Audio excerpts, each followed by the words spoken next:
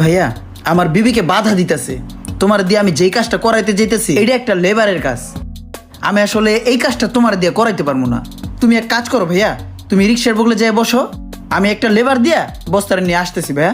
Sorry ভাইয়া, তুমি যাও। হ্যাঁ ঠিক আছে ভাই।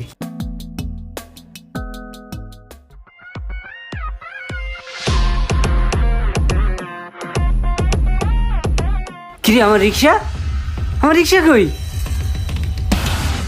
আমার রিক্সা কই? আরে আমার রিক্সা,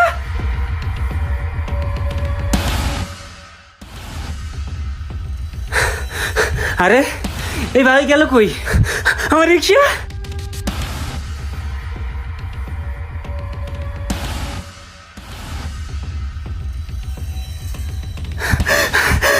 আমার রিক্সা, আমার রিক্সা কই? আমার রিক্সা কই আল্লাহ, আমার রিক্সা কই?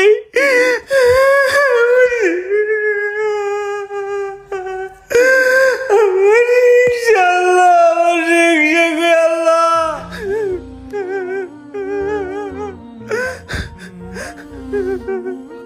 কি হয়েছে ভাই, কান্তাছো কে? ভাই আমার রিক্সাটা এনে রাইকা আমার দুইটা লোক কইছিল যে একটু ওইখান থেকে বস্তা এনে দিতে। আমি বস্তাটা আনতে গেছি, আয়া দেই আমার রিক্সাটা নাই, লই গেছে ভাই। আরে তো আশেপাশে দেখা যাইতেছে না, এখনই পারফেক্ট সময়।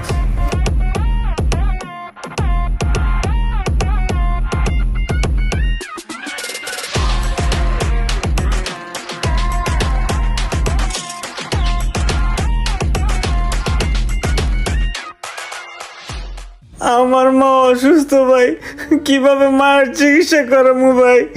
রিক্সার গ্যারেজে কি কমু ভাই কোন? আমার কোনো দিক রইল না ভাই।